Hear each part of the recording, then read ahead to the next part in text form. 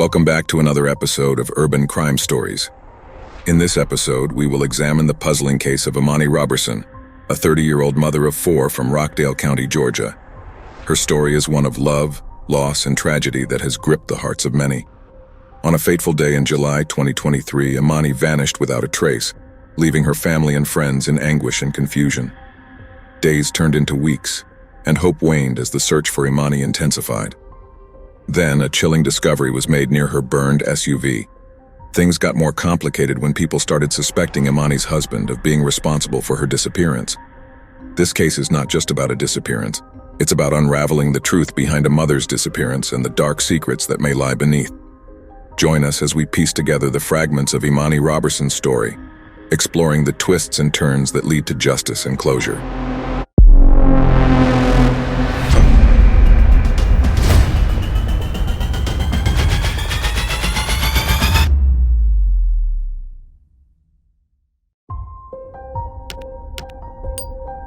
Imani Roberson was born in July 1993 to Ronald Acklin and Clarine Andujar White. Imani's family described her as loving, nurturing, and loyal. Imani had 4 boys who were 11, 10, 3, and 4 months old. Despite being a mom, she didn't let that stop her from being a hard worker. She owned Mama K's cleaning service, and her business cleaned residential homes and offices. She liked promoting her job because she loved what she did. Imani was close to her family, especially her mother, Clarine. Ronald, Imani's father, mentioned she was moving in with her mother, but then, on July 16th, everything changed for the family. On that day, Imani was at her mother's house with her 4 kids. They had all eaten dinner together before Imani left to go back home. Upon leaving her mother's house, Imani returned home with 2 of her children, while the other 2 stayed the night with their grandmother. Concerns arose when, between July 17th and 19th, Imani's mother, Clarine, made several attempts to contact her daughter. As they spoke daily, the lack of response was unusual.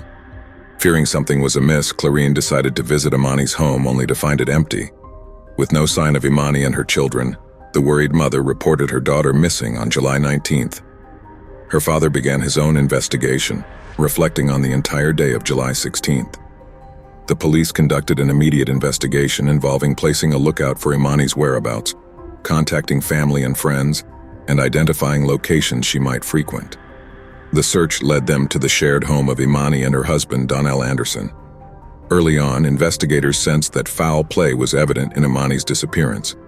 Multiple search warrants were executed on homes, including the victim's residence as well as her car and cell phones. Imani's purse, IDs, and credit cards were left behind at the home in a strange manner. Imani's father, Ronald, said his daughter had never disappeared and wouldn't just leave after giving birth to her youngest child. He mentioned that on top of that, finding her SUV so far away and on fire made him think of the worst. The white SUV was discovered burned in a secluded area off Camp Creek Parkway in southwest Atlanta. Her father also shared a video of Imani's neighbor's Ring doorbell footage with the local news. Investigators also spoke to several individuals, and the evidence collected, including blood at the victim's home and other undisclosed locations, deepened their conviction that something grave had occurred. Despite ongoing investigations, the breakthrough came when the assistance of K9 cadaver dogs, investigators discovered an area about 24 miles from her home suggesting evidence of a possible body. As they processed the area, an unknown body was found, matching Imani's description, including tattoos provided by her mother. On August 4, 2023, investigators secured additional search warrants and arrest warrants for Donell Anderson, Imani's husband. The Rockdale County Sheriff's SWAT team successfully apprehended him at an apartment in the city of Atlanta. Donell Anderson faces charges of felony murder, malice murder, aggravated assault, and possession of a firearm during the commission of a crime. The brother of the murder suspect, Cedarius Glaze, is facing charges for allegedly assisting in hiding her body. Investigators claim that Glaze played a key role in getting rid of Roberson's body. He faces charges of tampering with evidence, hiding a dead body, and arson. This senseless crime changed many lives forever. Clarine Andujar White, a mother of 6 and grandmother of 16, went from helping with Imani's 4 young boys to becoming their full-time guardian. The boys, ages 11, 10, 3, and 4 months, currently reside with White and her husband. Domestic violence is real, Imani's mother stated. She witnessed the ripple effect of one person's terrible actions. Her daughter was gone, and her 4 grandsons were robbed of a life with their mom. She also mentioned that the kids talk about their mother often. Lennox is the youngest boy, and he recently turned 7 months old. He was born exactly 1 month before Imani disappeared. They mentioned that they will never forget their mom's cooking. "Mom could have been a chef," said Carter, Imani's 10-year-old son. Even when he was young, he knew what happened to his mom. Carter said, "Someone I almost trusted took the person I loved the most away from me," referring to Imani's husband. Carter's brother, 11-year-old Caden, mentioned, "I actually started to like the guy."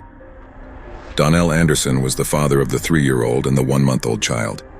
A GoFundMe page was created to help Roberson's 4 children.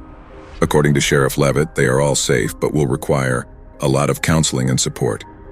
As we conclude our journey into the tragic case of Imani Roberson, we are left with a profound sense of loss and a reminder of the harsh realities that many face in their daily lives.